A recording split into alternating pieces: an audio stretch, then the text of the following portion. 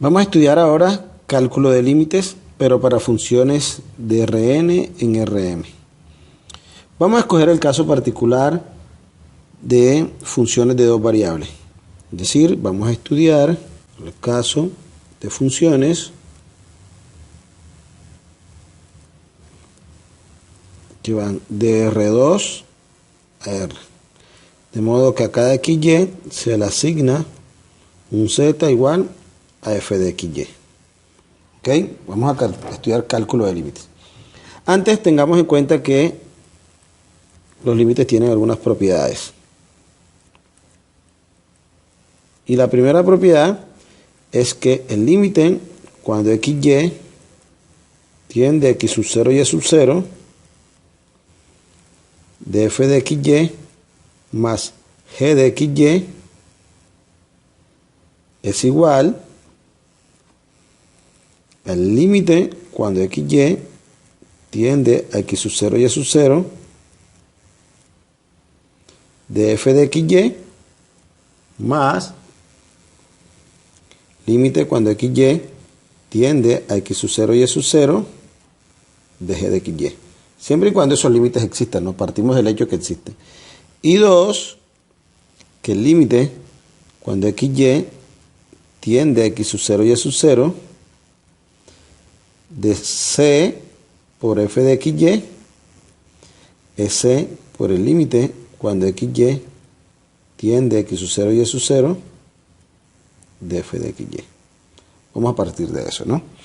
Decir que el límite se puede mirar como una aplicación lineal. La suma de los límites de una suma es la suma de los límites, y el límite de una constante por una función es la constante por el límite de la función. Bien, recuerden que en R, para calcular límites, lo que mirábamos era, nos acercábamos al límite por la izquierda o por la derecha y verificábamos qué pasaba con la función. Y si los límites coincidían, decíamos que el límite existía y ese era el valor. Es decir, nosotros teníamos una función, si tenemos aquí un punto X sub 0, tenemos aquí un punto X sub 0 y mirábamos qué pasaba con la función cuando X se acercaba a X sub 0 por la derecha o por la izquierda. Si resultaba que f de X se acercaba a un valor L, cuando X se acercaba a X sub 0, entonces uno decía que el límite cuando X tiende a X sub 0 de f de X es igual a L. Pero eso aquí no se cumple. ¿Por qué? Porque como estamos mirando en R2, entonces lo que tenemos es lo siguiente. Como f es una función que va de R2 a R, lo que ocurre es lo siguiente. Voy a dibujar el espacio.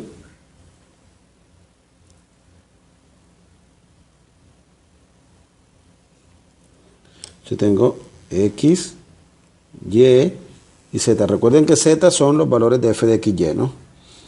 Entonces aquí tengo el punto X sub 0, Y sub 0. Y recuerden que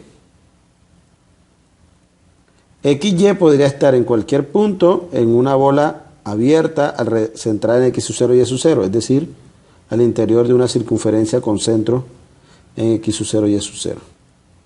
Aquí se ve un poquito achatada porque recuerden que en el plano XY las cosas se ven achatadas. Entonces, si aquí está XY, es decir, XY podría estar ahí, pero podría estar aquí, o podría estar aquí, o podría estar aquí, podría estar aquí, en cualquier lado. Entonces, las maneras de acercarse a X sub 0 y Y sub 0 son infinitas, a diferencia que acá solamente puedo o me acerco por la derecha o me acerco por la izquierda. Entonces, si aquí está el límite L, ya yo no puedo hablar que es el valor al cual se acerca y calcularlo acercándome, ¿no? Entonces ya eso se vuelve imposible. Entonces uno lo que se define son ciertos caminos para comprobar la existencia o no del límite.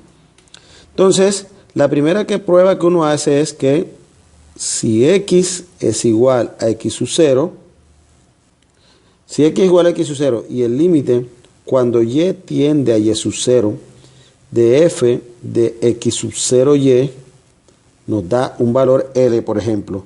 Pero si además hacemos y igual a y sub 0 y el límite cuando x tiende a x sub 0 de f de x, y sub 0 también nos da L, pero si además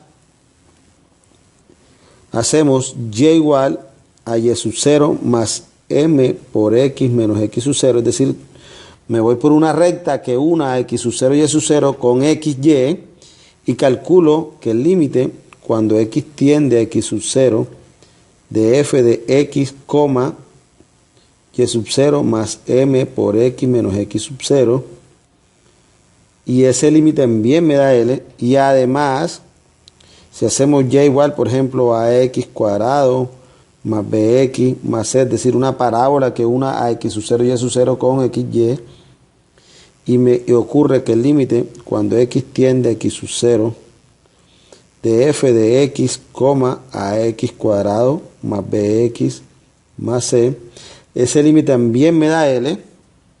Entonces uno dice que tenemos un candidato para límite y es L. Pero si por los caminos tomados por dos de estos me da valores diferentes, decimos que el límite no existe. Porque habíamos dicho que el límite, si existe, es único. Si el límite existe, es único. Entonces uno empieza a hacer estas pruebas y se hacen reemplazando.